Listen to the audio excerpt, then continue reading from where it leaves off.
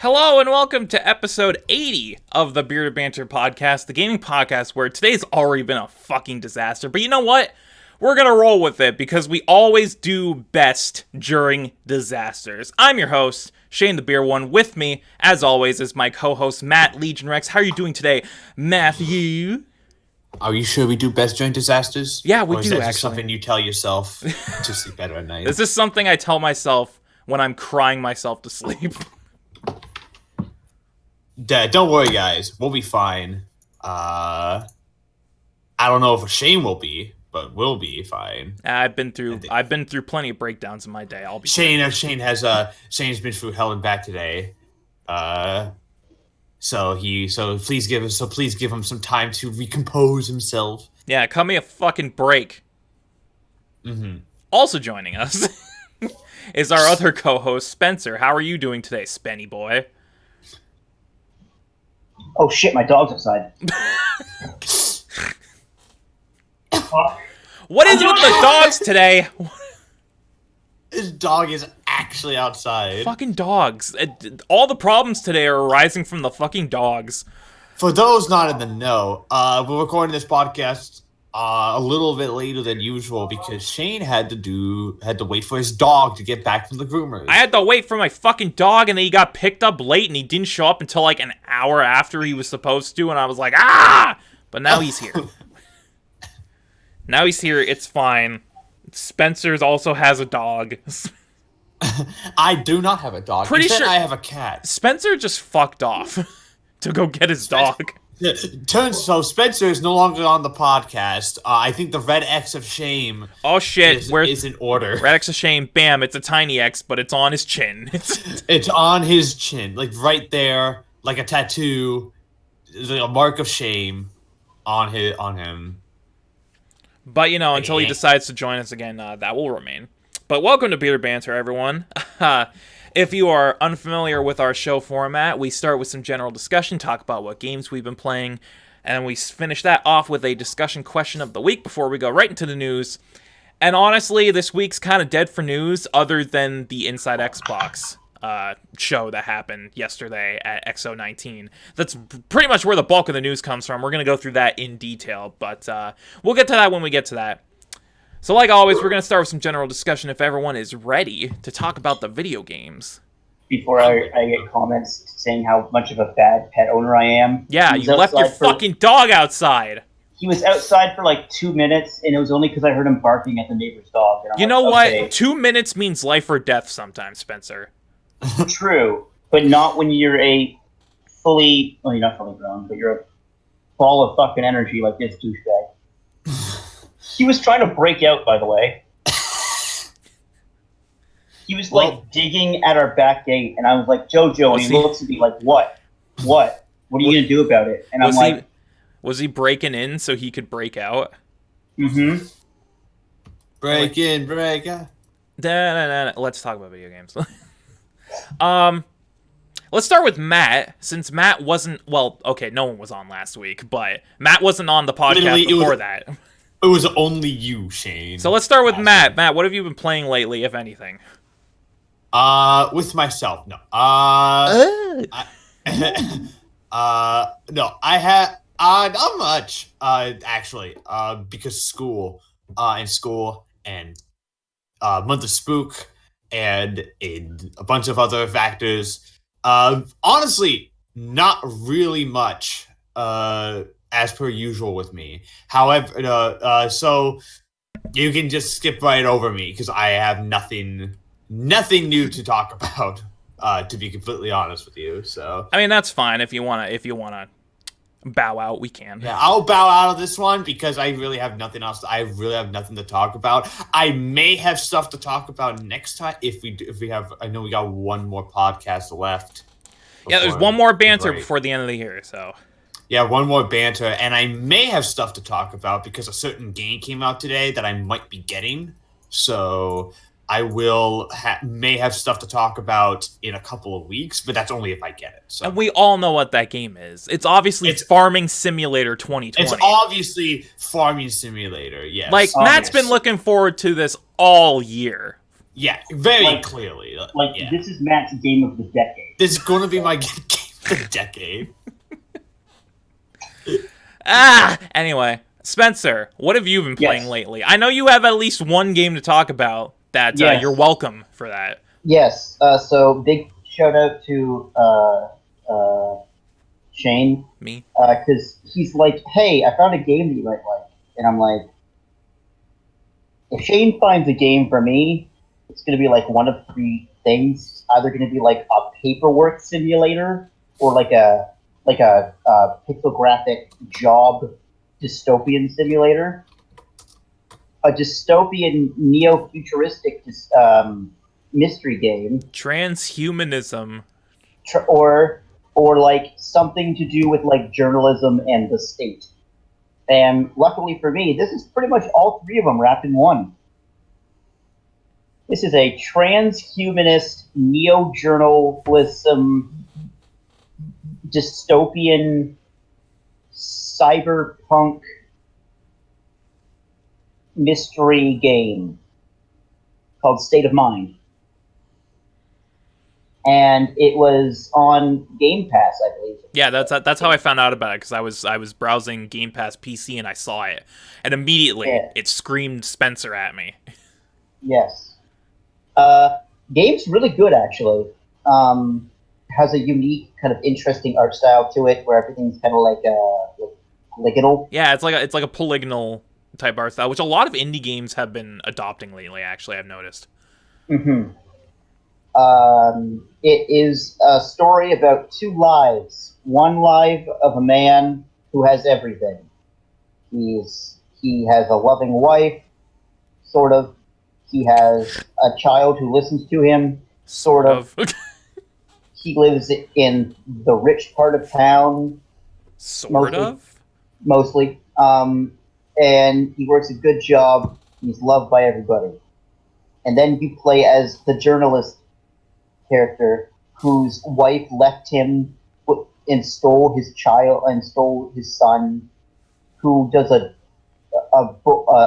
dirty job as a journalist at some like one of the last independent news sites in that country, and like is an alcoholic and is sad, and just his life is terrible.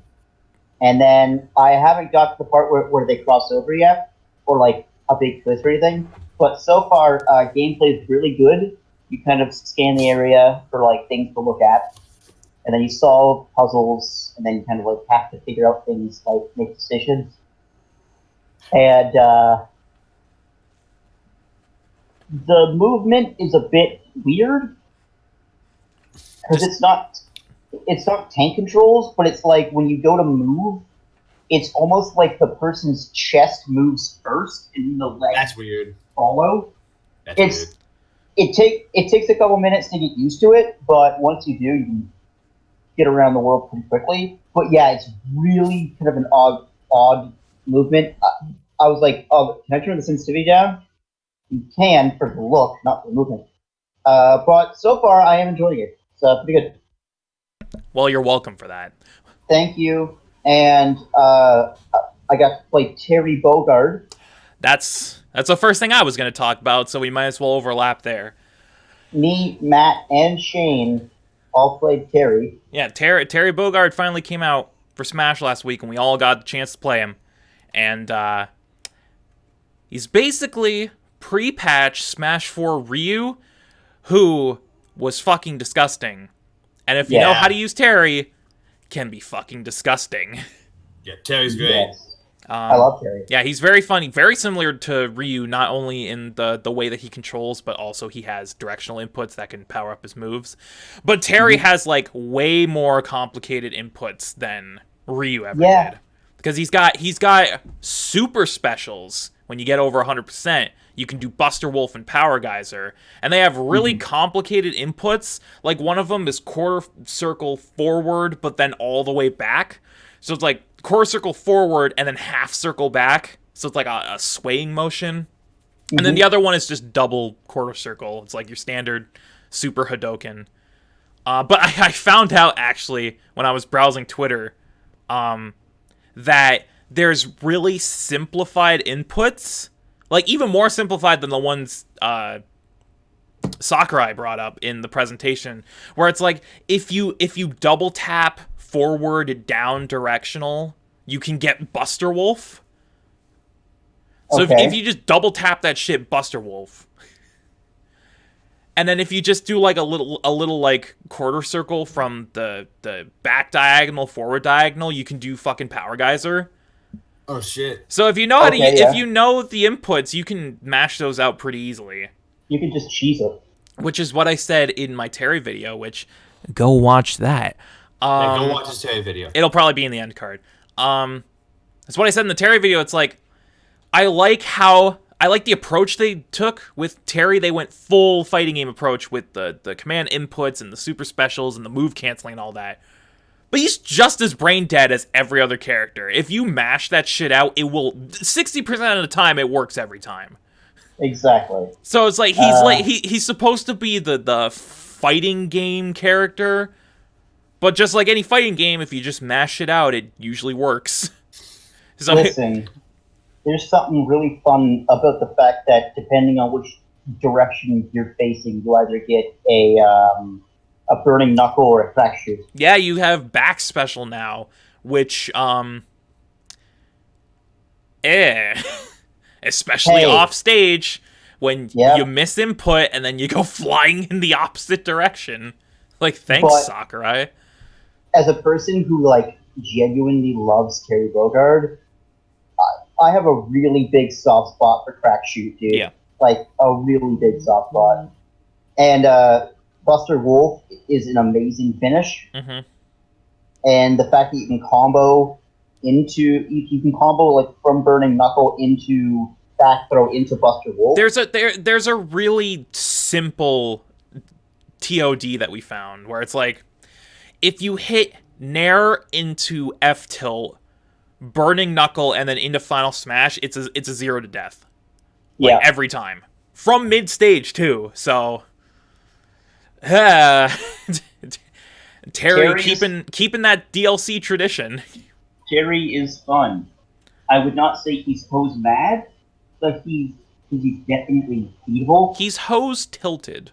He's hose tilted, I'd say, yeah. He's not full on hose mad, but he has the potential to be hose mad. Exactly. Hose mad. Yeah. Matt, do you have anything to say about Terry? Because you haven't really said anything yet. Well, I was waiting for y'all to finish. Well, now you have the floor. Well, yes.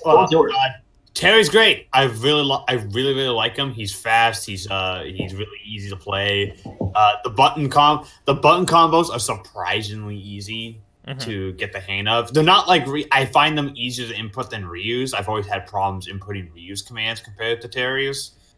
So I like Terry's like button inputs feel like they feel much more naturally part of the game. Mm-hmm. I love how easy it is to just fuck it. I love how easy it is to like absolutely just cheese someone as Terry.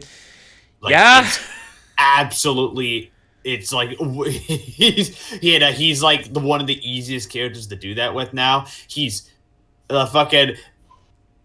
he's like the worst kind of character like to fight against because he's not only like fast, but he's also pretty heavy. So like he's really fucking hard to kill, which makes him fun as hell to play because I'm sorry, like he's like the type of DLC character who I cannot wait to get. I cannot wait till the next patch because he's gonna get the big nerf. Yeah, he's gonna get nerfed so hard and it's gonna be hilarious. But so far, I'm really, really enjoying him, particularly. And I love how he's animated and I love how he looks and how he's like they pretty much kept if you've played anything from Fatal Fury, everything's there. Like it feels like you're just playing Fatal Fury. You just instead of fighting Fatal Fury characters, you're beating the shit out of like Marth or like someone. Mario. I can't tell you how many times I've wanted to hit Power Geezer on Mario in my lifetime. I can't believe we have a game where Terry Bogard can fight Sans. This is instead of fighting you're fighting Duck Hunt Dog. Well, we can't have Mai in the game. Okay? No, Smash is for good little boys and girls. Yes, Smash is for good little boys and girls. You can't have Mai. You cannot have Mai. She too risque. Her fighting style is difficult. Yeah, that's it. That's definitely it. But yeah, Terry fun. Yes. Do you have anything else to talk about, Spencer? Go Or can I just go into my stuff? ahead. Okay. I only have 2 things to talk about. The one thing I have to talk about, which is like 30 seconds because we've talked about this to death, is I've been playing Persona 5 again from the beginning. It's Persona 5. There's nothing new to add. It's just Persona 5. It's really good. But the one thing I have to talk about, which is kind of substantial, but it won't take too much time, is I started playing a new ID at Xbox game that came out on Game Pass a little while ago called Felix the Reaper, a romantic comedy game about the life of death. And I don't really like it. Felix the Reaper is weird, because the whole premise of the game is that you're Felix, and you are a Reaper, working for the Ministry of Death, and your entire goal in the game is to go to different points in time where death is imminent, and make sure that whoever needs to die. So you're manipulating the environment to make sure that someone fucking dies. That's a cool concept. I really like that. Cool concept, actually. And I actually really like the gameplay because it's a grid-based puzzle game where you have to move Felix around this grid and grab different items to set up in order to carry out the death sentence. The only problem is that because Felix is a Reaper, he can't exist in the sunlight, so you can only move in the shadows. So there's this mechanic where you have to change the angle of the sun to change the shadows so that you can move around the environment. That's also cool. It really makes you think about your moves and, how you're going to progress. The problem is that the game is way too cumbersome for its own good. The first world, I wasn't getting very many issues. I was solving the puzzles relatively easily, and I was speeding through it. All of a sudden, World 2 hit a fucking brick wall. And I did go back. I talked about this on Twitter, if you're following me on Twitter. You might have seen me talk about this. I went back when I wasn't half asleep, and I still couldn't get it. And I'm one of those people who, when it comes to puzzle games, I refuse to look up guides because I want to be the one to solve the puzzle. So that's just me being stubborn, but the way the game's designed makes it really cumbersome sometimes. Like, one puzzle in particular, you have to get through this gas station where all you have is a box and a barrel, and you have to move the box and the barrel to different points to construct shadows to where you have to get, I believe it's a hat or something. You have to grab it, and then you have to bring it back to the person, and that initiates the sequence of events. I can't fucking figure this shit out. I change the angle of the sun, I move shit around, I just can't figure it out. And when you have a puzzle game where the player can't figure the puzzle out, that's a problem. And it might just be because I'm fucking dumb, but I don't know, man. Like, the sun mechanics make things way too cumbersome for my liking. And, again, it might just be me because I'm fucking stubborn, but I was finding myself more frustrated than having fun. And if that's happening in a puzzle game, I'm sorry, that's just bad design to me. So maybe someone who's, less stubborn than me can give it a try and, tell me why I'm a fucking idiot. But as it stands, it looks really interesting. Yeah, it is really interesting, and it's a good game. It's got solid mechanics. The visuals are there. It's got a lot of really surrealist humor. It's just I can't wrap my head around the mechanics at points, and it leads to me being frustrated rather than having fun. And at that point, I just don't want to deal with it. So who knows? Maybe I'll go back to it in like a month or two, and I'll update you on my findings if I do so. But as it stands now, good game that's a lot more complicated than it needs to be. Okay. And that's pretty much all I have. Haven't been playing a whole lot of games lately, mainly because we're at that point in the year where school's really picking up, so a lot of us are really busy. Yeah, but that's all I have to talk about. So let's move right into our discussion question of the week, which I thought up this question. I think it's an appropriate time to ask it because we're fastly approaching the end of the year, end of the decade. And since we only have one more banter this year before we take off for the winter break, I'm going to ask this now and see what you guys think. So, my discussion question of the week for this week is, what is your game of the decade? And I know that's a fucking heavy question, so if you need time to think about it, by all means do so. But what is your favorite game from the last 10 years? It's a heavy question, I know. Fucking question. I'm just plopping this shit on you. If you need time to figure it out, by all means do so. I need to check if this game came. Okay, so y'all can go first. 'Cause I need to check if this game actually came out this decade. Okay. Yes, it did. Okay, it counts. Okay. Mine doesn't. Okay, well we'll start with Matt then. Matt, what is your game of the decade for the 2010s? Mass Effect 2. That makes sense. Mass Effect 2 is my game of the decade, mainly because I feel like this is the game that also defined a lot of the decade. Once ago, because this came out in 2010, by the way, 2010, first year of the decade. Yep. And I feel I can still kind of feel its influence like now. Mm-hmm.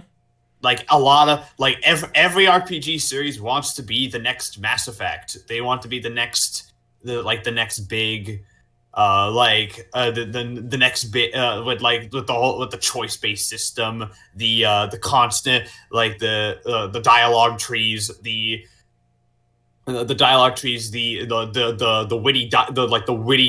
witty humor that would comes from the character banter. Like they want to be the next of that. Mm-hmm. But Mass Effect 2 is the only game that I can think of that is that is like one of the few that has it down pat, and it did it first, and it did it so fucking well.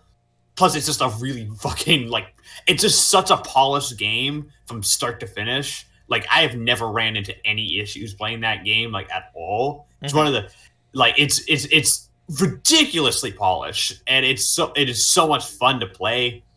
It's got tons of replay value, even if you know exactly even if you've played it a couple of times, there's still 3 times. There's still more ways you can play it. There's just so much you can different combos and just different things you can do in the game, just from not just a story perspective, but just a combat perspective. That it's ridiculous.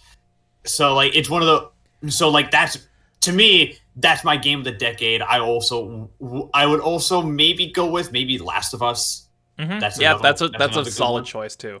That's another good one. But yeah, that's the first one that comes to mind for me. Ask me maybe when I actually want to think about my games of the decade, I might have a different answer. But right now, Mass Effect 2 is the one that comes up. That's a very good choice. Spencer, do you have a choice picked out? Yes. Okay, go for it. I was obviously going to go with BioShock, but that was 2007. That was 2000. That's an old one.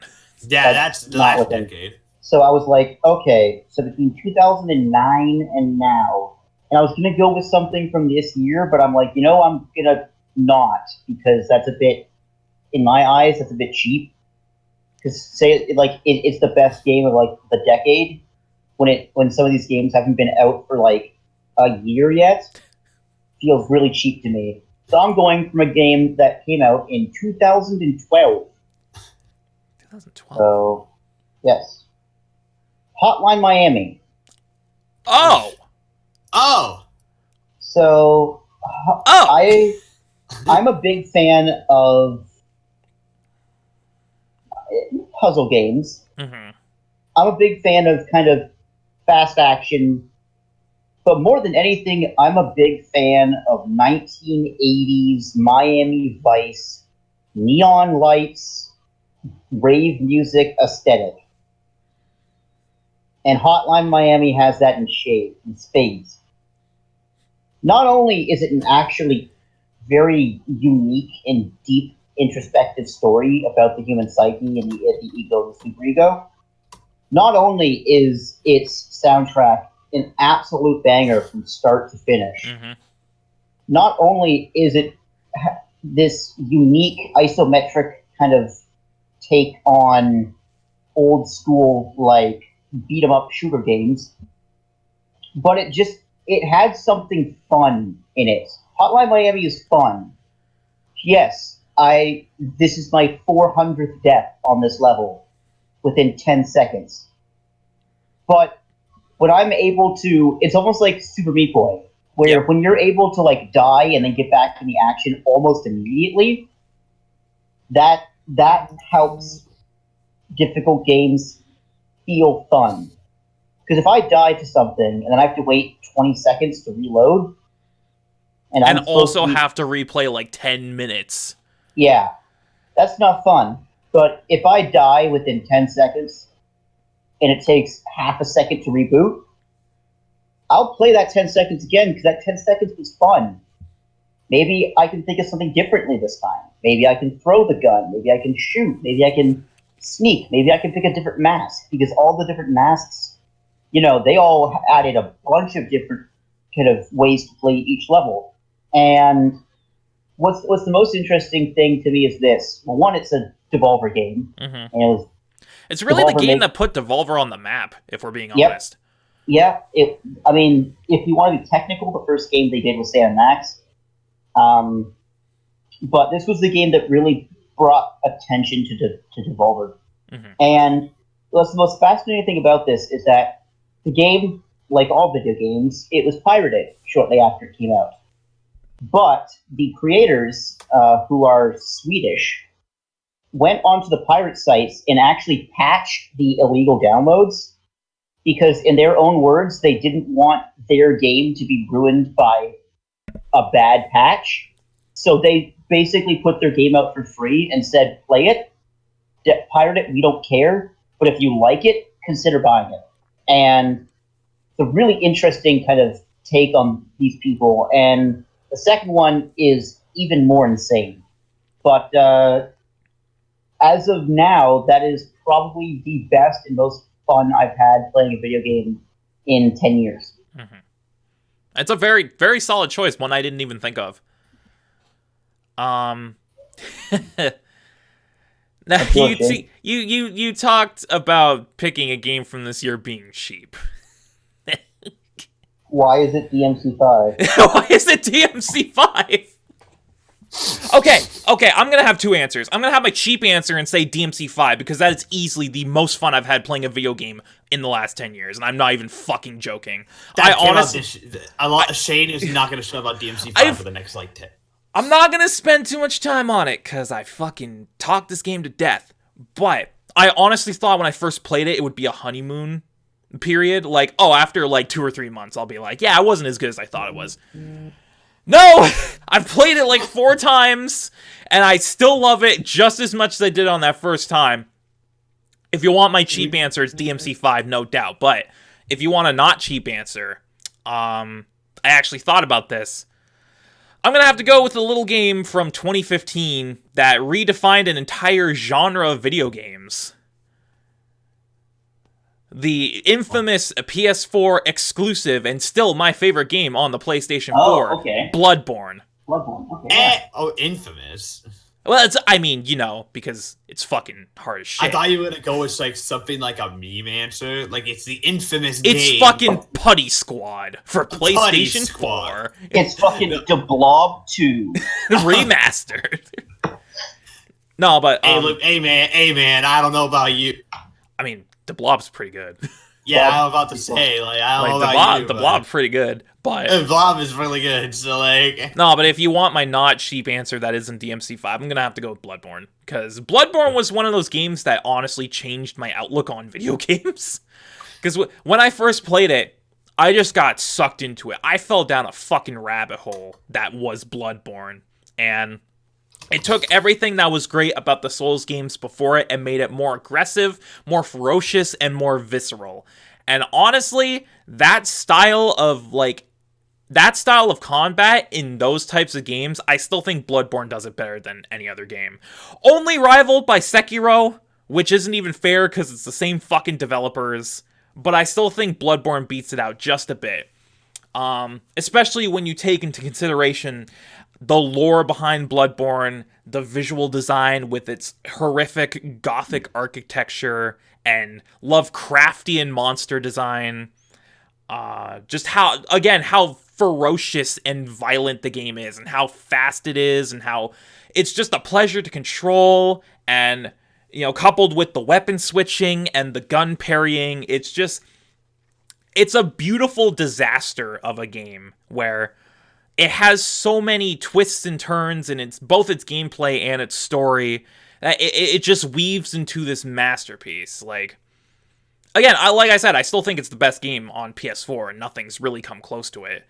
Talk to me again when Last of Us Part 2 comes out, but as it stands now, it's still the best game on the platform, and one of the best games I've ever played. It was in my top 3 for the longest time ever since I played it. It's just such a joy to play.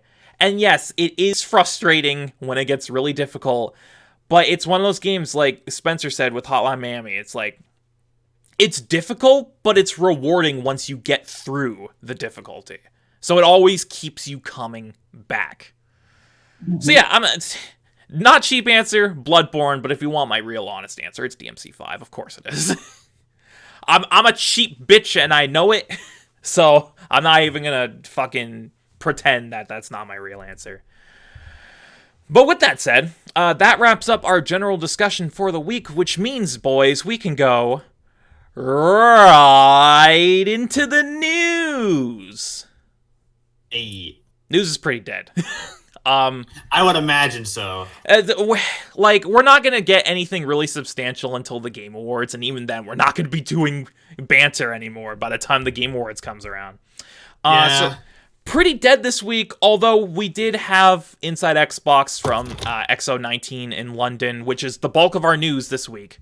But other than that, there's not much to go over. So we have 5 stories plus Inside Xbox to talk about. So let's start with some release date stories. Now, we got word a little while ago that the next expansions for Shovel Knight, King of Cards, and Showdown had been delayed out of spring. We got a December window, but now we have an official date. So let's read. This article from GameSpot reads, Shovel Knight, the 2014 indie darling that started life on the Wii U and 3DS before eventually making its way to the current generation of systems, is due for one last major update. 2 expansions will release soon for owners of the Treasure Trove edition of the game, and now we have a release date for them. Developer Yacht Club Games has announced on Twitter that Shovel Knight King of Cards and Shovel Knight Showdown will both release on December 10th. The games will be made available as part of the Treasure Trove collection or can be purchased separately from digital storefronts. In King of Cards, players will take on the role of the titular king, and Yacht Club Games is promising that it will feature more levels, mechanics, secrets, and content than any other Shovel Knight game to come before it. Showdown is a multiplayer spin-off which offers a competitive take on the Shovel Knight formula, complete with a full story mode and AI bots. As you can see, this tweet from Yacht Club Games reads, "Let the countdown begin! Shovel Knight Showdown and King of Cards both arrive on December 10th. Shovel Knight Showdown will not be made available on the 3DS or PS Vita, whereas King of Cards will be made available on all systems. The game also still has a trio of amiibo on the way based on Plague Knight, Spectre Knight, and King Knight respectively, and the game is getting a new physical release that will bundle together all of this content on December 10th as well, although the PS4 physical release has been strangely delayed into 2020. No word on the reason for that, but we finally have a release date for the last of the Shovel Knight updates before we get into the next Shovel Knight game, which is Shovel Knight Dig. What do you guys think about this? Because we really haven't talked about Shovel Knight that much on this show, and seeing as how these are the last expansions to come out for them, it's a pretty big deal, all things considered. My favorite thing about Shovel Knight is that they never released a sequel. It's just consistent. It's just like they basically made 3 separate games and labeled them as expansions, because each expansion is just a new game. Yeah, each expansion is just a new game, so now the base game is like so large. Because you've got like 5 different games in this one fucking game. Yeah. And they're all fucking free. Yeah, and they're all great. I love Shovel Knight. Shovel Knight is awesome. And now they have Shovel Knight Dig coming out, which is like not even a sequel. It's like its own thing, I think. Yeah. It's I don't know what Dig is, but it's something different, I guess. I bet that that you play as Shovel Knight and you can dig. Oh, fuck! That's my guess. But in that case, That's pretty broken. Fucking Matt with the galaxy brain shit over here. In any case, like fucking Shovel Knight's also one of those games that I think is gonna be like Skyrim, where it's released on every platform until the end of time. Mm-hmm. So like, you know damn well when the next generation comes around, they're porting that shit immediately. Yeah, Shovel Knight on the PS5. I'm surprised it's not on the Switch yet. It is on the Switch, actually, Matt. Is it actually? It has been for the last 3 years. Yeah. What are you talking about? It's not on the Switch yet. Fucking Spectre of Torment was a launch title for the Switch. In that case, I'm a moron. So ignore me. Yeah. But in any case, if you don't have Shovel Knight yet, you get it. Honestly, just wait until December 10th when King of Cards and Showdown come out. Yeah. Treasure Trove will probably be on sale. Like, it's super cheap to begin with. It's like $25. So just wait for these to come out and then get the whole thing in one bundle. Spencer, what do you think about this? I like Shovel Knight. Yes. Good. Shovel Knight. Good wording. Is a good game. And it's always been a good game. No matter which version you play of this game, it's good. From the original that was kickstarted to one of the 4 different remasters you can get on the different consoles. Spectre of Torment was fun because it was a new game with new levels and interesting mechanics. I think Spectre of Torment, I think, is my favorite out of the bunch. Treasure Trove, I thought was okay. Well, I enjoyed it. Treasure Trove is the whole thing, Spencer. Is it? Yeah. Yeah, Spencer. I think you meant to talk about Plague of Shadows. Plague of Shadows, that's what it was. Plague of Shadows I enjoyed, but I was also like, not as good as Spectre Torment. And then King Knight. King Knight is fun. He was kind of weird. Yeah. He was like one of the first major levels you went to in the game. So it's just good, dude. It's just more Shovel Knight. Just fucking play Shovel Knight. God damn it. That's it. That's it.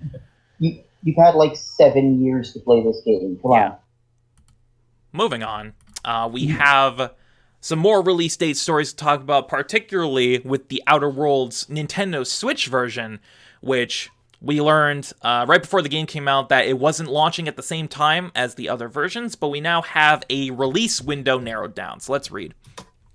Take-Two Interactive has confirmed that Obsidian Entertainment's The Outer Worlds will be coming to Nintendo Switch in early 2020. In its second quarter financial report, Take-Two, owners of the Outer Worlds publisher Private Division, confirmed that the game will arrive during its fiscal year 2020 in the calendar year 2020. This means that the game will arrive on Nintendo's console between January 1st, 2020 and March 31st. The open-world RPG puts players in control of a character who awakes decades after being lost in transit while on a colonist ship bound for the furthest edge of the galaxy. After waking, players find themselves in the midst of a deep conspiracy threatening to destroy the Halcyon colony. Outer Worlds is now available on Xbox One, PS4, and PC. So yeah, this is nice. We obviously knew it was coming to Switch beforehand, but now we have at least a release window narrowed down sometime between January and the end of March. I'm gonna guess probably like late February, early March is when we're gonna see this port. I don't know what you guys think, but that's my guess. Yeah. It just makes sense. Like you have such a narrow release window. It just makes sense that it would come out around that time. But yeah, I don't think any of us here have played Outer Worlds yet. No. However, it's Obsidian. Okay. It's just Fallout New Vegas again, but better. And I absolutely love New Vegas. It's my favorite Fallout game, and I like Obsidian. I like how they have this thing called wit and humor, mm-hmm. and understanding of the way to make video games. Yep. While the actual Fallout games that Bethesda made by themselves, aka Fallout 4, and Fallout 3. Fallout 3 was okay. Fallout 3 was the good one. Good. It was a good one. But Fallout 4 and 76, No. no. We don't talk about it. Fallout 4 was the most boring shit I've played in a while. Like, I had to play that game with mods to make it even the least bit interesting. You know how that game is just like 90% base building and like protection and 10% story question Actual mark? story and character interaction and dialogue, yeah. And how like almost none of the jokes land? It's sad. We don't talk about Bethesda anymore. Just don't talk about Bethesda anymore. And then you play New Vegas, and it's like, wow, like 99% of these jokes land. It's interesting map. It's just more fun Fallout goodness. That's what I hope the Outer World is. Yeah. And as always, Shane, there is no ethical consumption under capitalism. Especially there is no ethical consumption. Especially in space. Space capitalism is the worst form of capitalism. I thought it was untouched by capitalism, though. But unfortunately, it isn't. Damn. But let's move on. One more release date story before we get into some of the other news. You guys remember Five Nights at Freddy's? Yes, one. Actually. Five Nights at Freddy's. I wish I didn't. Yeah, it's terrifying. Five Nights at Freddy's 3, Five Nights at Freddy's VR. Remember, it was a long time ago when we got word that Five Nights at Freddy's were finally coming to console, and then it just never happened. Mm-hmm. Yeah. They're coming to console. Finally. Oh, so that took a while. But not just any console, they are only coming to the Switch. So let's read. The first 3 entries in the Five Nights at Freddy's series will arrive on Nintendo Switch on November 29th, Nintendo has revealed. That's 2 weeks from today. The first 2 entries in the game puts players in control of a security guard at Freddy Fazbear's Pizza. Players must watch security cameras to keep an eye on the animatronics, who have been acting strangely. While the third entry is set 30 years later and sees the old pizzeria reimagined as Fazbear's Fright, the horror attraction. All 3 games will be priced at $7.99 each. I put this in here just because it was like so out of nowhere. Five Nights at Freddy's hasn't been relevant in years. So, and all of a sudden they're just porting them to the Switch. Like, alright, that's cool. Probably prepping for another game, which is likely what's happening because there's going to be another game coming out. So it's unfortunate that FNAF hasn't been relevant in like 4 years. Because so I thought that Five Nights at Freddy's only had 3 games. So no, there's a 4th game. 3, and then 4, and then Five Nights at Freddy's sister location. I forgot about sister location. And then Freddy Fazbear's Pizzeria Simulator. And then FNAF World. There was FNAF World, which was like the Super Nintendo RPG that he took off Steam because it wasn't up to his standards and he never re-released it. And then Ultimate Custom Night. Yeah, that's basically like Ultimate Custom Night's basically like Hive. Remember the Custom Night shit from the games where you can literally like customize how deadly each of them are? It's pretty much that, but with like fucking like infinitely more like combos. Like there's like 50 different animatronics you can choose from and shit. Five Nights at Freddy's VR, Help Wanted. Yeah, I don't know. I don't know about that one. And then Five Nights at Freddy's AR, Special Delivery. Yeah, augmented reality shit. Yeah, there's a lot. There's a lot of it. What are you even talking about? Oh, that is the and there's novels. Of course there is. Yeah, novels, and they're still trying to get that. They're still trying to get that movie made. So for the deep lore, the deep Five Nights at Freddy's lore that gave Matt Pat a fucking career. A career. I was gonna say, literally the only thing I know about FNAF is all the game theories that Matt Pat made about it. Yeah, It gave Matt Pat a career, so. What if you were Freddy Fazbear the entire time? Listen, Freddy Fazbear. Freddy Faz. Freddy. Fred. Scooby-Doo. Dogs. Dogs, pets. Pets are people. People have pets. Therefore, people are Freddy Fazbear. But that's the theory. A game theory. A game theory. Thanks for watching. You might as well just be the new Matt Pat, Spencer. Like, you got it down. I can do it. You've got. I might even say you've got it down, Pat. Boo. All right, we're moving on. Pat, if you're listening to Next this podcast, story. I hate you. Next story. You guys want to shit on Google Stadia for like 5 minutes? Yo, I heard about that. Okay. They are fucking liars, dude. I'm only covering the launch lineup. There's a completely different thing surrounding Stadia right now, but I'm covering the launch lineup right now. So, okay. Which is like a fuck up in and of itself because the launch lineup sucks. But let's read. Google has revealed the full lineup of games that will be available to Stadia owners on launch day. Stadia founders will be able to choose from a total of 12 games on November 19th. Here is the full list.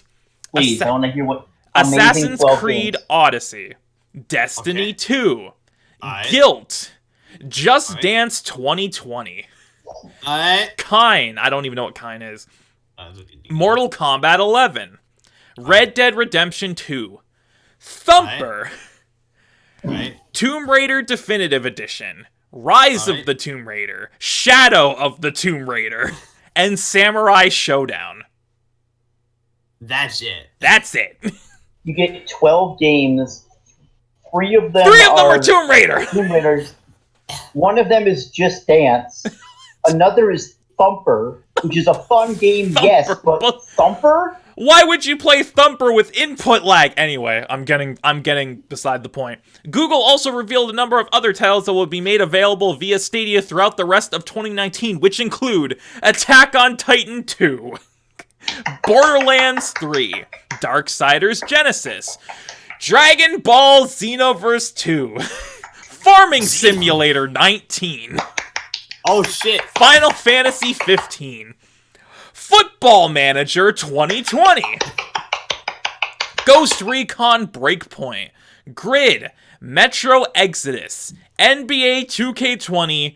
Rage 2. Trials Rising. And Wolfenstein Youngblood. Google Stadia will officially launch on November 19th. Okay, who wants to take this? Who's up for this? I'll let Matt start because he's really excited about it. Yeah, Matt, how do you feel about this launch lineup? Fucking, alright, so the thing is that Google Stadia is like an absolute fucking shit show because I love how like the first news article that comes up if you search it up on Google is that it says that the biggest concern with Stadia is that it won't exist. The developers are so concerned that Google's just gonna fucking cancel it before it even comes out. And it's a fucking mess right now. Like I said, there's a whole other cloud of shit involving Stadia and them basically gutting it of all the features they said it was gonna have at launch because they weren't ready. I'm not covering that. Because I thought the launch lineup was way funnier. Because 3 of your 12 games are Tomb Raider. You got Just Dance, Thumper, fucking Sound Show. Matt, what do you think about this? Google Stadia was a bad idea from the get-go. It's a bad idea now. It'll be a bad idea 10 years from now. It's just a bad idea. And fucking, I feel more, and anyone who's developing stuff for it, I wish y'all luck. Yep. That's all. I wish y'all luck. Hope you get your games done. Hope you do so, and hope you can release it on more than just Stadia, because you're gonna need it. Because Stadia is gonna be crashing and burning real soon. Yeah, because y'all gonna need it. I hope you do well. Because I'm pretty sure Stadia, no one's gonna get it. Nope. So I Keep in mind, this does not include anything about the fact that you have to pay $130 just to get Stadia. You have to pay $10 a month for a subscription to even access the games, and you have to pay for those games full price. That's so dumb. So, you got a base price for the console, a subscription price to even access the games, and you still have to pay for them. I don't... Whatever. Spencer, go. So, let's talk about Stadia for a second. Because Stadia is an interesting concept. Actually, you know what? I'm not even gonna have Stadia up on screen because I don't even want to see it. I'm gonna put up some fucking Persona 5 shit. And by interesting concept, I mean it's a fucking dumpster fire. That Jesus Christ, we talk about Stadia and it starts to fucking snow.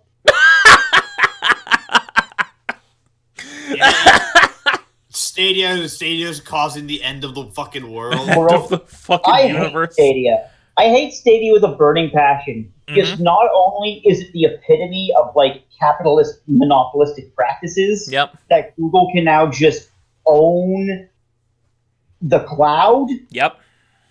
I also hate the idea of gaming on the cloud. It doesn't fucking work. That's not how the cloud was set up to be. Secondly, of those games, okay, Sam Show is a fighting game. Do you know what you need for fighting games? Stable frame rate. Stable frame rate, reaction time. Thumper is a rhythm game. Reaction time. Just Dance, a rhythm game. How do you even fucking play Just Dance on Google Stadia is what I want to know. You probably just like fucking hold the controller and then call up a fucking Google employee and go, okay, I'm raising my left hand, my right leg. Can you get it? Why is there input lag on this fucking device? Oh, it dropped my input because of course it did. Oh no, now it won't work. You're telling me that I had to pay how much money for this? $139. What's the subscription cost? $10 a month. What's the game cost? Full price. So you're telling me I'm paying over $200? No, dude, that's like close to $300 right there. See, $130 plus. Okay, no, $139, so that's $140. Remember, this is all with tax too. Okay. So you got a full price game at $80, which is $90 with the tax. You got the console, which is $140 with tax. That's probably around $170. And then $10 a month for the games. That's well over $250. Plus 90 plus bracket and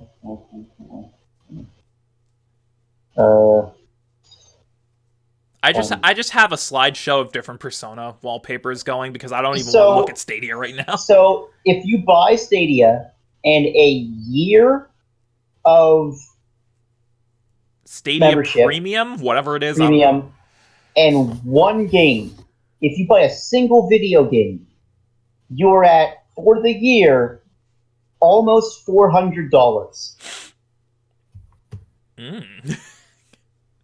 Almost like it's a cash grab.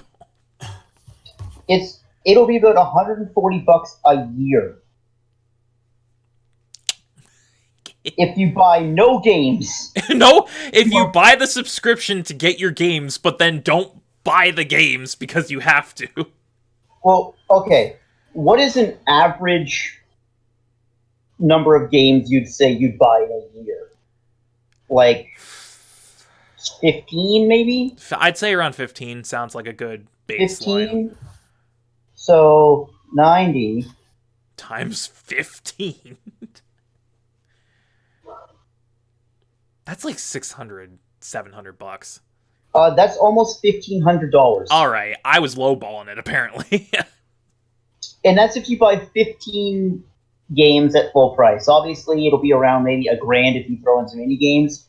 But that's 12 games that you don't get at launch for a game console that has nothing in it anymore because they gutted everything. Absolutely nothing. That has to work on a cloud that you need to be always online for. So unlike the Switch where you can just play it wherever you want, this needs to be in a place that has stable Wi-Fi or a stable internet connection And after all that, you might have to spend over $1,000 to play video games on a bullshit Google Stadia. Mm-hmm. So here's what I would do.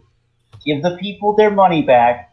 Tell the people who pitched the idea that they did a good job, but they're stupid, and politely throw every Stadia into a hole in the New Mexican desert. And we all just don't talk about Stadia again. Just make it the next Atari. Just make it the next ET for Atari. To be fair, with Stadia, you can't throw it into a hole because it's all on the cloud. It doesn't exist. It would be air. So it doesn't exist, but you still have a physical unit that you have to attach to your TV. Yeah. So what you do is you just take the entirety of your TV and just put that in the trash. Just throw your TV out. No, it's been infected. It's like a virus. A deadly disease that is incurable. Stadia. Stadia. Skynet. Stadia's actually just Skynet. Oh my God. That's why it costs so much. Coming for you. They're coming for you, Gadget. Skynet. Sky. I'm coming for you, Gadget. Net. How the fuck did you get Inspector Gadget from Skynet? Well, fuck you. That's what I did. Phishing. Computer viruses. Oh, God. Computer viruses, Y2K. Y2K, Bill Gates, Google. Bill Gates is responsible for Y2K. All right, we're moving on. What? Hey, man, that's just a theory. We're moving on. We're done shitting on Stadia. Gates theory. We're done shitting on Stadia. Let's shit on something else that is equally as stupid. That's gonna hurt Matt inside. What? Diablo 4, am I right? Oh yeah, this Diablo 4, am I right? What did they do to my boy? They killed my boy. They massacred him. So, the news came out sometime last week. Blizzard was like, "Oh yeah, we're excited to announce Diablo 4. Oh, but it's always gonna be online." Because that worked the last time, right, guys? They did this last time. Let's read, and then we can tear into it. The recently announced Diablo 4 will be online only on all platforms, according to Blizzard. Speaking during a BlizzCon panel, lead designer Angela de Poire confirmed that the game will not support a full offline mode, with players requiring an online connection to play. We are not going to support an offline mode, Del Poire said. But as I said before, nothing in Diablo 4 is going to require partying up. You can play solo and dungeons are private. Campaign quest areas will also remain private. Previous entry, Diablo 3, also required an online connection on PC, but the console releases could be played offline. This will not be the case with Diablo 4. A Blizzard representative informed GameSpot that all versions of the game will require an online connection. The game is officially in development for Xbox One, PS4, and PC. All right, Matt, you have the floor. Go at it. They tried this with Diablo 3 and it didn't fucking work. Why are they doing it again? It's almost like whenever any developer tries an online-only model, it never works because online-only is stupid. Fucking, they tried this with Diablo 3, it didn't work, so they're like, oh, you don't need that anymore for unless you're doing a multiplayer thing. And it's like, okay. And then when it did, guess what? Diablo 3 fucking worked, and it was a fucking great game. And so now, you have Diablo 4, which I'm gonna imagine is probably gonna be on the same quality as Diablo 3, because hey, there has never been a bad Diablo game, so why now? And it's a fucking tried and true formula. Like, go into a randomized dungeon, beat the shit out of some monsters, blood everywhere, raise the dead, kill Demon Man. There you go. That's how you play Diablo. But now you have this fucking. Did they learn nothing from the debacle that was for the Diablo 3 debacle when that happened? Clearly. Did they learn anything? Because with that. The fucking Diablo 3 barely worked when it fucking launched because the servers weren't fucking ready for the amount of people who were trying to log into Diablo 3 all at once. Almost and like it fucking history killed everything. repeats itself. Unless they have the most powerful servers on the planet, they're not They going to won't. be ready for. They won't. Yeah, exactly. They won't.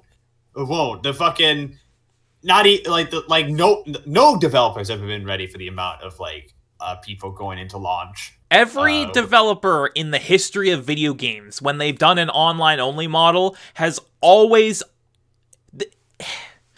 Everyone's an idiot. Everyone's a fucking idiot. Everyone who adopts this online-only model is a fucking idiot because they're never ready. They always...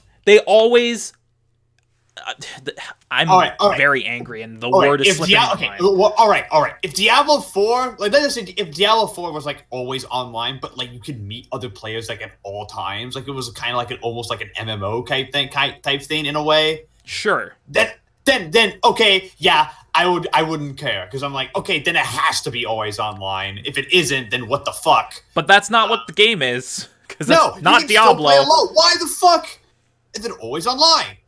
Does it do they want to fucking track you?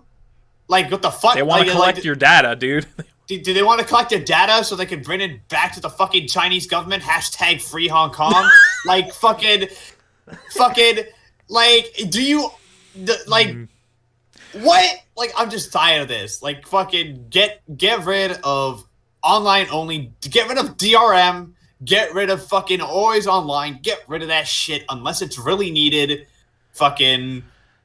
if there's a multiplayer mode, then put it in. If there isn't, don't fucking bother. There's a Star Wars Jedi comes out today, and guess what that has? Not an always online thing because it's only fucking single player. Fucking Diablo 4 is likely going to be single player because Diablo's always been a single player series.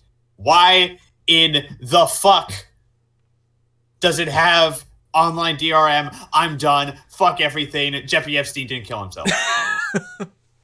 I'm just tired of talking about Blizzard at this point. Free Hong Kong. Free Hong Kong. Free Hong Kong. Spencer, you got anything to add to this?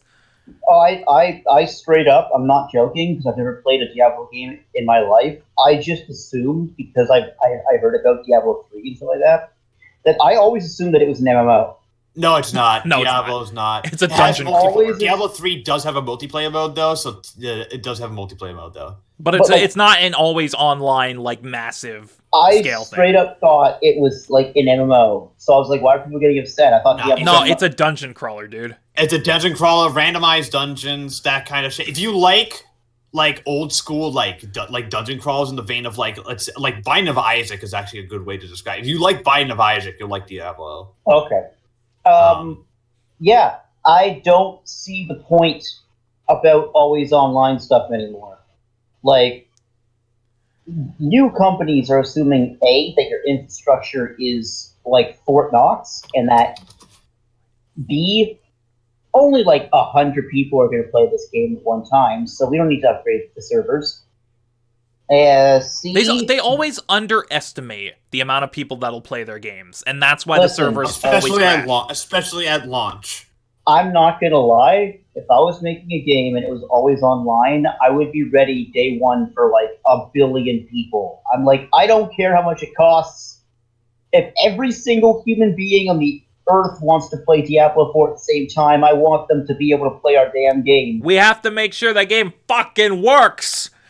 Get me a trillion servers. I don't care.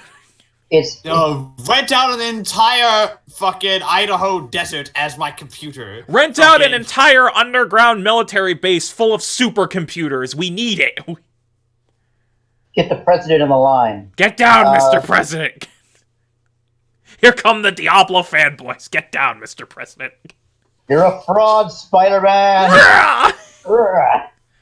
I hate online stuff. I hate it. Remember...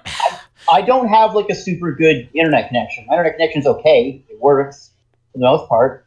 But they always assume that everybody's internet connection is equal. They always assume everyone has state-of-the-line fiber optics. They're oh no. Because they live in a world where they have state-of-the-line fiber optics. Because you could afford, you fucking greedy bitches. You cunts. Exactly. I was going to say cunts, but this is a Christian podcast. This is not a Christian podcast, Spencer. You can say cunt if you want. Cunt. Thank you. Welcome. Remember when the Xbox One was announced, and they said it was going to have DRM, and it was always online, and everyone tore them a fucking new one, and then they were like, oh, okay, it's not required anymore, and it tarnished the Xbox's reputation for like the rest of the generation. Thankfully, Xbox got their shit together because Phil Spencer is literally a god among humans and did a complete 180 for the Xbox brand. But Blizzard they just don't fucking learn. They don't learn from anything, especially lately. Like, Blizzard has just been falling down a fucking rabbit hole of bullshit that they will probably never recover from. Because the problem, they don't care though, because they're still making more money than ever. Like, that's the thing. Money. You know, remember when everyone boycotted fucking Blizzard for like a week, and then like everyone boycotted Blizzard for like a week, but now that they have like new skins for characters in Overwatch, everyone's back now. Yeah. Because that's what happened. There's no ethical consumption under capitalism. Literally nobody fucking cares. As long as your waifus get, like, fucking skimpy-ass outfits, am I right? Yep, it's fine. It's fine. Don't worry about it. Let's move on from the depressing nature of that last story. This just makes me mad. This just makes me mad. Get out of here. Let's get that out of here. Let's talk about something that won't make us mad, because this was actually pretty dope. Our last story of the day, which isn't a story, it's just a retroactive breakdown of an event that happened yesterday. But yesterday, we got an Inside Xbox event at XO19, the convention they're holding in London currently. It was like an hour and a half. It was basically a second E3, if I'm being completely honest, because they had so much to announce, and it was all freaking great. So I'm going to do a retroactive breakdown of all the announcements. I'm going to try and get through this as quickly as I can. As for reference, I'll be using this Twitter thread from Nibble. If you don't follow Nibble, he's the guy on Twitter with the mob AV. Follow him, because he's great. But he has a breakdown of all the announcements. So we're going to go through them one by one and talk about them at the end. So let's start off. We started off with a bang with Rare's new IP, which is a completely new IP, nothing they've ever worked on before. It looked like a mix between Breath of the Wild and Horizon Zero Dawn. It looked really great. It was revealed to be called Everwild. It's an open world adventure game from Rare. No release window, nothing else other than that. It's apparently very early in development, as they said on the stream, but it is coming. Rare's new IP. Moving on, we got the new IP from Obsidian, who just released Outer Worlds. They're releasing a game called Grounded, which is a co-op survival game where you are humans who have been shrunk down to the size of ants, and you have to survive in a suburban backyard, which is a really cool concept, which hasn't been brought into video games before. We haven't had a fucking Bug's Life or a Honey, I Shrunk the Kids game before. So this is the next best thing, and it looks really cool. It's coming sometime in spring 2020. Moving on, we got another new game announcement, West of Dead, which is a Western-styled twin-stick shooter. It also looks like it has some dungeon crawling aspects. The big thing, though, is that the main character is being played by Ron Perlman. That was a big one. I wasn't expecting this fucking cowboy with a flaming skull for a head to be voiced by Ron Perlman, but he is. So that's cool. We didn't get a release date for that, but it looks pretty cool. Moving on, we got an announcement that Kart Rider Drift is coming to Xbox next year, which apparently they said in the stream is like a really old PC kart racing game. I've never fucking heard of it before, but apparently it was like a really big deal. And it looks a lot, based on the gameplay that we saw, it looks a lot like Mod Nation Racers, which was that PS3 kart racing game from Media Molecule. It looks a lot like that. Okay. It looks basically the same as that, but it's apparently like a really famous PC kart racer. Coming to Xbox next year, so that's cool. Moving on, we got a new trailer for Bleeding Edge, which is Ninja Theory's new game. It's basically if you took Overwatch and gave it DMC combat. And they gave it a release date. It's coming out on March 24th. And this game looks awesome, and I will definitely be playing it when it comes out. Moving on, we got another new game announcement. They were just, like, fucking rapid-firing this shit. We got another new game announcement. Planet Coaster. which it's basically Roller Coaster Tycoon. That's basically what it is. It's an amusement park simulator where you can build rides and attractions and shit. It's coming to Xbox sometime next year. It looked pretty cool. Then one of the bigger ones, but one of the bigger announcements we got inside Xbox, we got the new game from Don't Nod, which are the developers of the Life is Strange series. Completely new IP, separate from Life is Strange, but knowing them, it'll probably be set in the same universe. I've read the description. It sounds like something that would be. Yeah, it's called Tell Me Why, and all episodes are coming out next summer. So look forward to that if you're a fan of Life is Strange. Mm-hmm. Moving on, we got not a new announcement, but like a re-announcement of an older game that caught me completely by surprise. They re-announced The Artful Escape, which I remember this game, I believe it was from 2017's E3. It's that game with the dude who's running around like these neon acid trips with a guitar, and it's like a rhythm-based platformer. It looks game. Yeah, see, I knew Spencer would get this. You remember this game, right? Yeah, this looked really, really cool. It looked radical, and we didn't hear about it. It's called The Artful Escape. Yeah. Yeah. Shit. I remember that. Yeah, they announced it like 3 years ago, and then we heard nothing about it. They re-announced it. What the fuck was that? Yeah, they re-announced it. It's coming out next year. Huh? It looks even better than when they showed it off last time, actually. It's got a huge visual upgrade. I have a theory that it was like when they showed it off, it was like not even ready for release. Probably. It was like a fucking pre-production trailer. Probably. Yo, if it looked that good during like pre-production, imagine how it's gonna be at the final release. This game's I'm looking forward to this shit so much now. So I read a little bit about the development, and according to the person, the actual kind of conception was by a guy called Johnny Galvatron. What? Who's the founding member and lead guitarist of the band called the Galvatrons. What? Who are a 4-piece rock band from Australia. Oh, it's Australian. That makes sense. Yeah. He described it as David Bowie traveling off from London on an interstellar trip to create Ziggy Stardust. Huh? He said that the art style was kind of established. He cited works by Stanley Kubrick, Wes Anderson, and Steven Spielberg to help establish the art style, as well as his own experiences from the music touring and music industry. Okay, say no more. Say I was already sold in this game, but now, like... All I need to know is that, like, his name is Johnny Galvatron. His name is Johnny Galvatron? He's named after fucking Transformers, which is amazing. Also,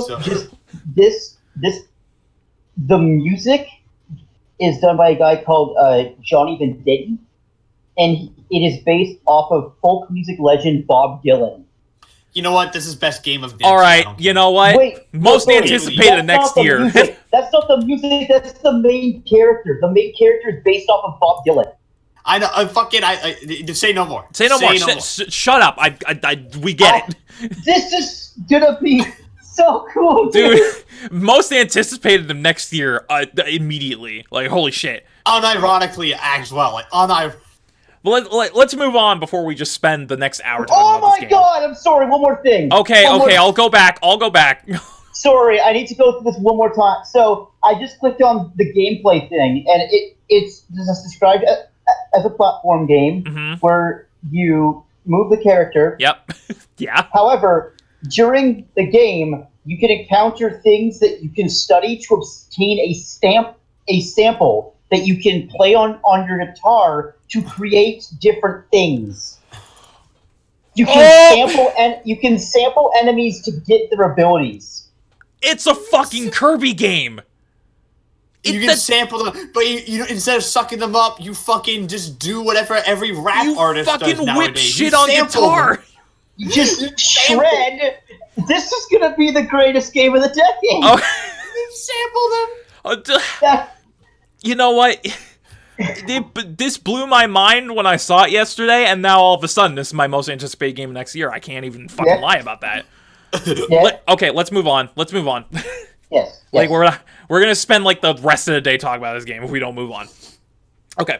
And then they went to Project xCloud, which is their antithesis to Google Stadia, which is like infinitely better than Google Stadia in every sense. But they announced a bunch of new things about it. New games are coming. In the Project xCloud preview, there's now over 50 games available for preview, including some really high-profile ones like Gears 5, DMC5, Forza Horizon, things like that. So new games are in the preview right now.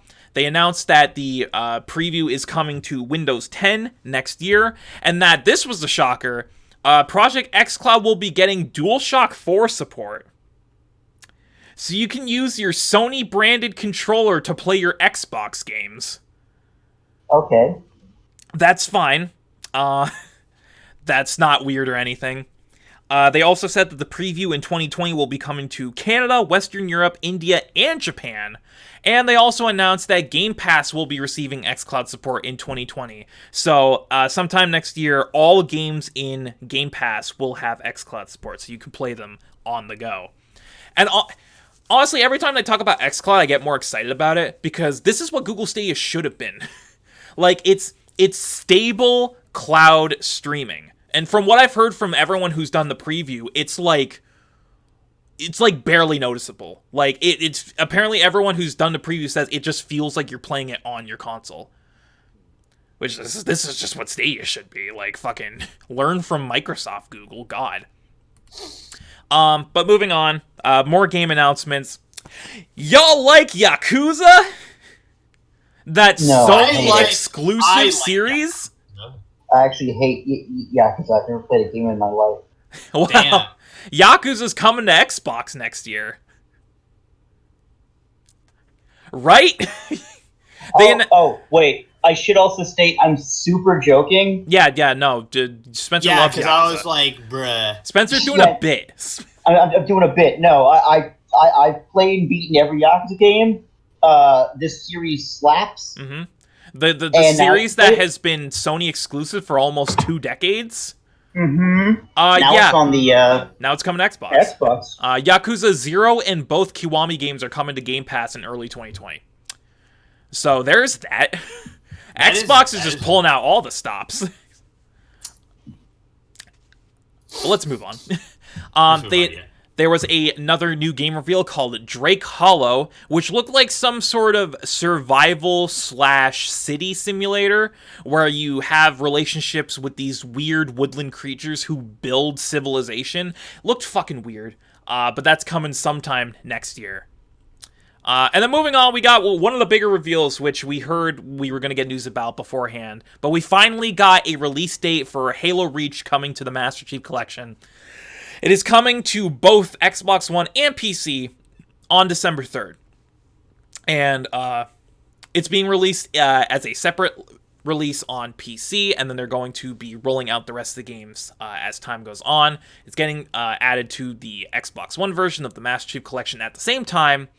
And if you obviously have the collection or have Game Pass, you don't have to pay for it. So you can just play Reach again at 4K 60 frames, which is what I'm going to be doing. Moving on, this one confused me because I thought it was a new announcement, but it turns out it wasn't. Age of Empires 4?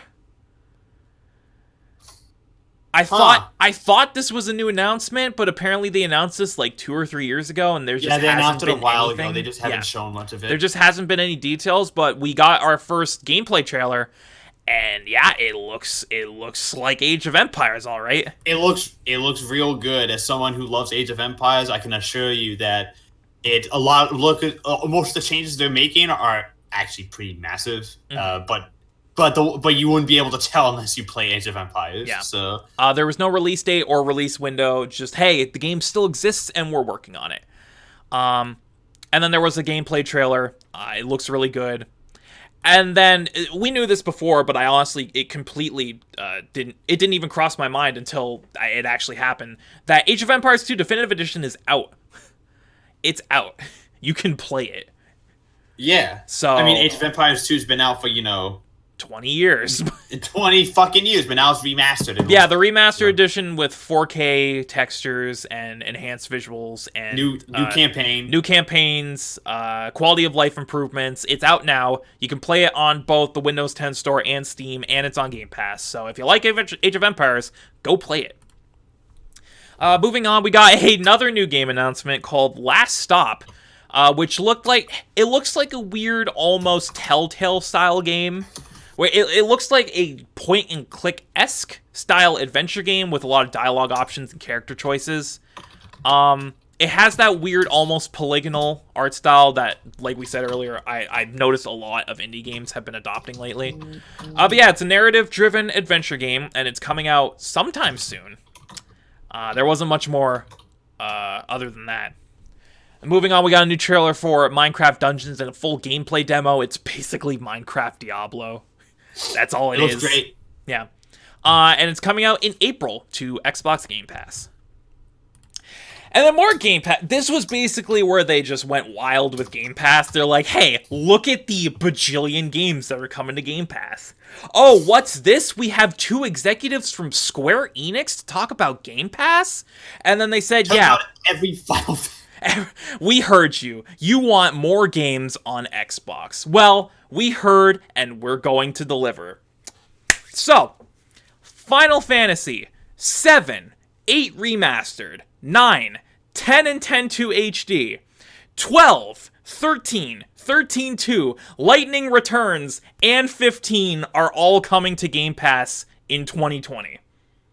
So pretty much every 3D Final Fantasy. Every 3D Final Fantasy under the fucking sun is coming. And as we get to later, they also announced that 14 is coming to Xbox as well. So nice. Square, I don't know who's like someone at Square Enix sucked Phil Spencer's dick. And now just I don't know. Square Enix is just really good at re-releasing their Final Fantasy games. Like Square Enix is surprisingly good at, like, developer-to-developer relations. Like, you don't hear a lot of people when they work with Square go, God, I never want to work with those fuckers again. It's like, no, they were good. They, yeah, they wanted a piece of the pie, but they're a developer. They want to. It's like that. They're good at keeping like their older games, like Final Fantasy 7, 8, and 9, like even in the public consciousness. Mm-hmm. They're good at game restoration. Like yeah. Final Fantasy 8 remastered looks. Oh, those remastered versions for 7, 8, and 9, they look great. Mm-hmm. So they're doing great stuff with that. So yeah, so every Final Fantasy game under the sun is coming to Game Pass next year, as well as finally, after so many years, Kingdom Hearts is finally coming to Xbox. Both 1.5 and 2.5, as well as 2.8, are all coming to Xbox next year. They might be coming to Game Pass. On it, I still can't get a solid answer on that, but they might. I'm still not sure, but if they do, I might die. Let's move on from that. Going on with the Game Pass news, then we got our Game Pass montage of all the games that are coming out, both for the rest of the year as well as 2020. Let's go through this. There's a lot.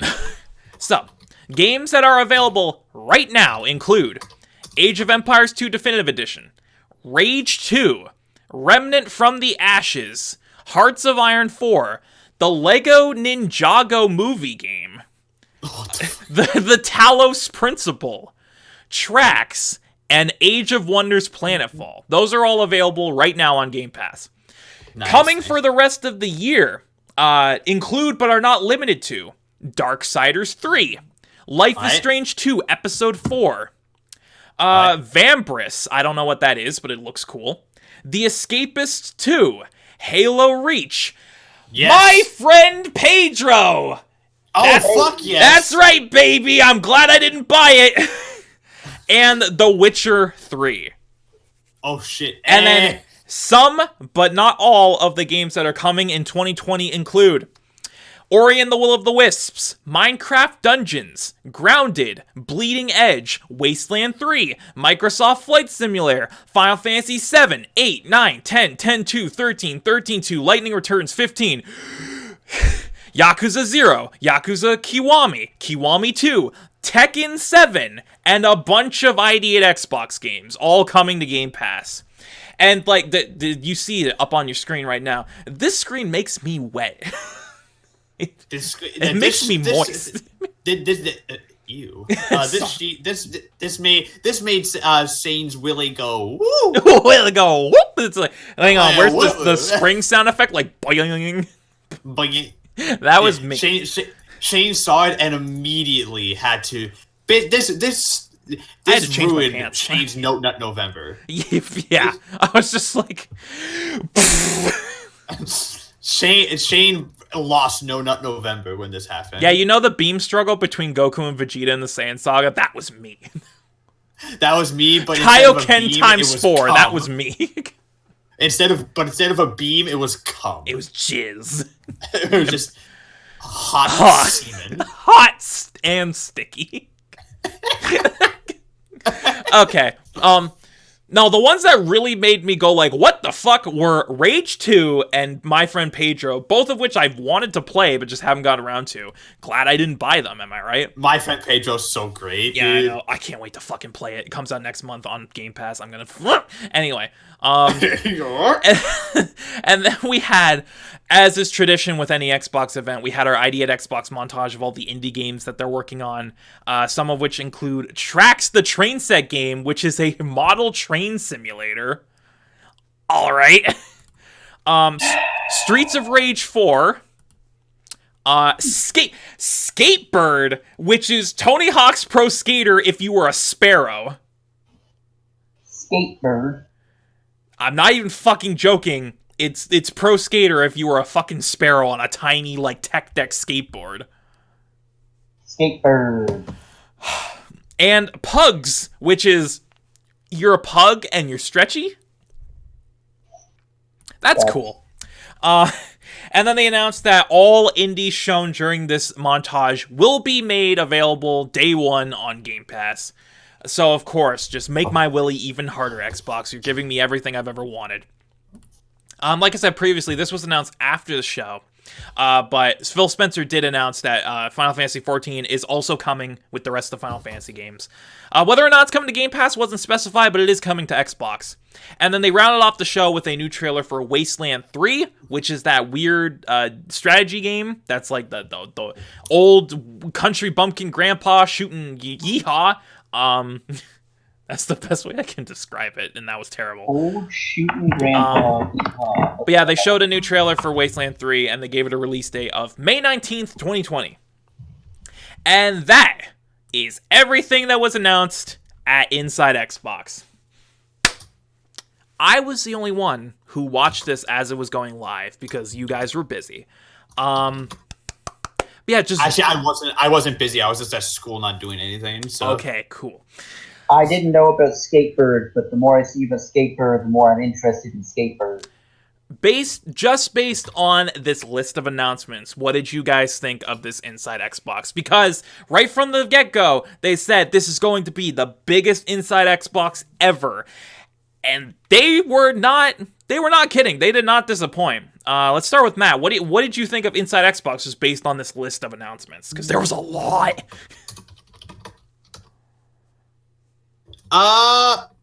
It's aight. No, it's really good. But it's aight. Yeah.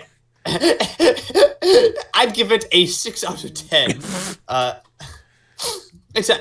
didn't see it, so 6 out of 10. I couldn't see it. Obviously, it didn't happen. Yeah, if I didn't see it, it's not. It didn't even exist. Alright, but like, yeah, it was really good from the announcements. It seems like they just had a lot to show. Yeah. A lot of it was mostly Game Pass. I feel like I saw someone, I think it might have even been Nebel who posted, it was like, that was a great ad for Game Pass. Yeah, it was mostly Game Pass stuff, and then they had like a bunch of smaller announcements. It's clear that this was mostly for Game Pass, and that is for like smaller announcements. So it's like, A, We have a bunch of really small announcements. Oh shit! I actually forgot. I actually forgot something because it wasn't in this list. They also announced that new Game Pass Ultimate subscribers get Discord Nitro with their subscription. They do. So if you want to boost your fucking servers, get Game Pass. Now. They announced that their holiday bundle for Game Pass is get your first 3 months for $1, and that includes a 1-month subscription to EA Access, a 3-month subscription to Discord Nitro, and 6 months of Spotify Premium. So, like, all for $1. Like, I'm not gonna start. I'd buy that for $1. I'm not gonna start because I'm gonna go off on this, but I forgot to announce that. So yeah, continue, Matthew. It was mostly really good. There's a lot of, like, most of the Game Pass announcements are really good. There's a bunch of smaller, like, nice little announcements, for a variety of different, for the most part, I can see why this was done at the end of the year, because they want to get people to be like, so they want people to stay on a Game Pass next year. That's probably why. And the Game Awards are coming up. Any big announcements from any of the big companies are going to be saved for the Game Awards. I think Phil Spencer already after the show said, yeah, this isn't even everything we have to show for the rest of the year. So wink, wink, nudge, nudge. Yeah, so again, the big stuff is coming at the Game Award. Which is likely going to be like, we're going to announce, like, we're going to show, like, an actual, like, a trailer, like, gameplay trailer of, like, Halo Infinite. Halo 7! Announce Halo 7 before Halo Infinite is even out. Yep. And, they announced that Master Chief is coming to Smash. I swear, fuck. That's a possibility. You do realize that I now. don't see Master Chief at this point because they already have a Microsoft rep with Banjo. It could happen. Who knows? What if it's Master Chief with Doom Guy as an Echo? I swear to fuck. They're not gonna let me live the Doom Guy thing down until he actually. No, they're not. No, we're not, because it's not Doom Guy, Shane. We'll fucking see. Spencer. No, if it's not Doom Guy, you owe me $10. No, fuck you. I'm not agreeing to that. What are you, a coward? You're so, if you're so convinced, then you wouldn't you're have insulting a my heritage. I will destroy your bloodline. You fucking bitch. But anyway, Spencer, what did you think of this Inside Xbox? It's good. Sony needs to step up the game. They really do. Microsoft and Xbox are catching up quick. Like real quick. Sad. I'm sad. Why are you sad? Because he doesn't have an Xbox. Because I've been a PlayStation fan my entire life, and I'm still going to be a PlayStation fan. Nothing is going to stop that. But your company isn't doing anything to really incite you back to the brand. My company isn't doing anything to actually make me care about the upcoming generation. So, like, do I just buy an Xbox One X or a Scorpio and just be like, there you go? Or does PlayStation pull something crazy out of their back pocket at this E3? And it's like, the PS5 is going to cost $2. Get your first 3 months of PlayStation 5 for only $1. After that, it's monthly payments of $25.99. I was going to say $7,000. $7,000 a month. That's $70 billion a month. But I like what I hear. It's weird that certain games like Yakuza are coming to Xbox. Yeah, it's weird. Kingdom Hearts and Yakuza are finally coming to Xbox, and that's just weird. But it's also weird that you'll be able to use your DualShock controller to play your Xbox game. Yeah, that's also weird. Like, someone at Sony had to approve that. Yeah. But the more I hear about the Artful Escape, and the more I hear about Ron Perlman playing a Western, and like more and new Don't Nod, it was just a good overall, like, hey, here's some games that only like a couple hundred of you are going to enjoy, but just know that we care about you too. Yeah. Not everything has to be Call of Duty, shoot, blah, blah. Shoot, dogs. AAA titles. Yeah. Sometimes you can just be like, here's some fun little indie games about a bird on a tech deck. On a tech deck. Getting over some plastic straws. Like, yeah. I'm in. Yeah. Well, I'd say. That's good. This blasted my butthole open, dude. I'm not even joking. Damn. Like, okay, everyone knows that I'm a huge advocate for Xbox. Even before this generation, I was an Xbox guy because I played on my 360 and I love that thing. And yeah, Xbox kind of let me down a bit at the beginning of this generation. Because, the base Xbox One wasn't as powerful as PS4, didn't have as many games. It seemed like Sony at the beginning of this generation was going the direction that Xbox would eventually go, where it's more game-centric and, more about diversity and giving you the options to play your games the way you want to play them. And then Xbox did a complete 180 once Phil Spencer showed up, and they just started blasting buttholes left and right.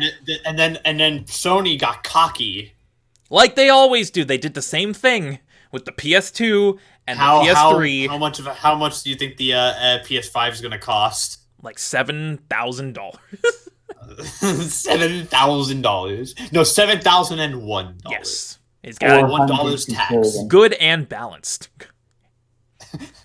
Perfectly balanced, as all things should be. Yes. But yeah, just especially over the last couple of years, Xbox has been impressing me more and more, especially with these Inside Xbox presentations. Because even Phil Spencer talked about it on this show. Like, their model is slowly progressing more towards, not only the games, but also just giving people options in the ways they want to play them. So that's why everything is available on PC. They've got Game Pass, which gives you a bunch of different options in terms of games and how you want to play them. They've got xCloud, which gives you the option to play them on the go. Like, they have a large variety of games too. Yeah, there's so many different games of so many different genres and styles, and it's just, whereas Sony seems to be too stuck up in the dark, gritty drama adventure games. Not just dark, gritty drama adventure games, but like the what I like to call the AAA, like fucking the blockbuster. Yeah, blockbusters, which is fine, and it's worked well for them so far. I mean, most of the AAA like blockbusters they put out have been excellent the past couple of years. So like that isn't necessarily a problem, but it's clear that Sony's. I like this in terms of your in terms of game development. In terms of like. If we're gonna pair them anything, Sony's a lot like what Disney's been doing recently, in terms of movies. Yeah, Sony only develops big budget stuff. Yeah, now, and it's fine. It's perfectly fine. Most of it's really good, but like, they need more variety if they're gonna live. And of course Nintendo's just doing its own thing. Like Nintendo just stood over here doing its own thing. No one cares. They're just, hey, we're Nintendo. Nintendo, and everyone has them, but no one cares until they like fucking Terry, and then suddenly servers like, crash. Oh! So, but yeah, Xbox over the last couple of years has just been continually impressing me more and more. And this was a great show. They had a ton to show, a bunch of new games, a bunch of older games getting new updates, a bunch of different kinds of games.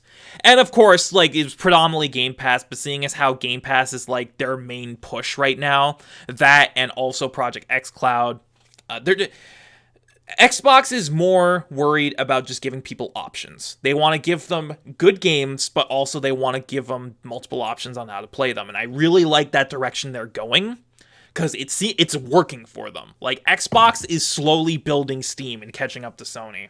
And I honestly think once we get into the next generation with the PS5 and the Scarlet, I wouldn't be surprised if Xbox gets the lead on Sony, just with how much goodwill they're building right now. Especially since they announced that it's going to be fully backwards compatible. So that's already, the ball's already in their court for that. But yeah, this is a great show. A lot of new games, a lot of different games, and a lot of great stuff that I and a bunch of other people are really looking forward to. So yeah, really solid show. I'd give it a solid, honestly, 9 out of 10. Like, this was a great show. They had a lot to show, and everything they showed was really exciting. But with that said, that's our last piece of news, so we can start wrapping things up here, unless anyone else wants to shit on capitalism. Capitalism is bad. If you're a capitalist, I'm gonna guillotine you. Eat the rich. Be Hong Kong. Jeffrey Epstein didn't kill himself. Thank you, Matt. The rich. Eat the rich. Eat the rich. Yo, if they're eating cake, we're just gonna eat them.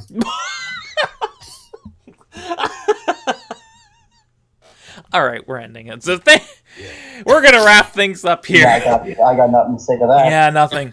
Thank you very much for watching another exciting episode of the Bearded Banter Podcast. If you like what you've seen, you want to see more, go ahead and subscribe to us on our YouTube channel and click the motherfucking bell so you can get the notifications on when we upload. We upload a bunch of great gaming shit, including Let's Plays, unboxings, podcasts, live streams, funny edited content. We just released a new video last week all about Terry coming to Smash. So go check that out after you're done with this. And subscribe. Go follow us on Twitter at BeardedGamingN if you want all the latest updates on BGN content, as well as my stupid opinions on video games, anime, movies, etc. With me, I am joined by my co-host, Matt, aka Legion Rex. You can go subscribe to him on YouTube at Legion Rex, where... What's up with that Spider-Verse video? Is it just dead? It's still blocked. It's still blocked. So, yeah, but if you want to go watch his other content, including a very good analysis video on Roma, go subscribe to him over there at Legion Rex. You can also follow him on Twitter at Dean Stan account. Deet, not Dean. I slurred my speech. I apologize. It is Deet. Wait, you insult her name. You insult me. Are we talking about American hero Dean Morgan? Yeah, Dean Morgan or Dean Carter, American hero. Dean Carter, as we saw his name. Yeah, so go follow Matt on Twitter at Dean Carter, American hero, where you can see all of his also dumb opinions on movies, games, anime, television, the works. And also joining us is our other co-host, Spencer. You can follow him on Twitter at Beery Burton with 2 E's. 2. Which I don't... Are you going to tweet right now to prove that your Twitter isn't dead? That's a solid no. So how about we check right now? Oh God. Okay, hold on. Actually, you know what? I'll just move back here and we'll find it together to wrap up the episode. If Firefox wants to load, that's fine. All right. Twitter. So remember, folks, you gotta follow him at Beery Burton with 2 E's. I will show you right now. 2 E's. In high Q hell at Beery Burton. Let's see. At Beery Burton. Yeah, see, perfect. He puts it still not dead. Still not dead. Perfect. This is the wholesome kind of content that I love. Hey, I did add a comment to my own tweet. Yeah, he's not dead because he's not the rich. So don't worry. Still not dead. I hate everything. I hate my life. So, go follow him at Beery Burton with 2 E's, where you can get amazing content such as what you're seeing on your screen right now. Thank you. And with that said, we can wrap things up. So thank you for watching this episode of Bearded Banter. We will be back in 2 weeks for the final episode of the year before we head off for the Christmas holiday. So, we'll see you in 2 weeks. Keep on gaming, everyone. I gotta mute that first. Okay, bye.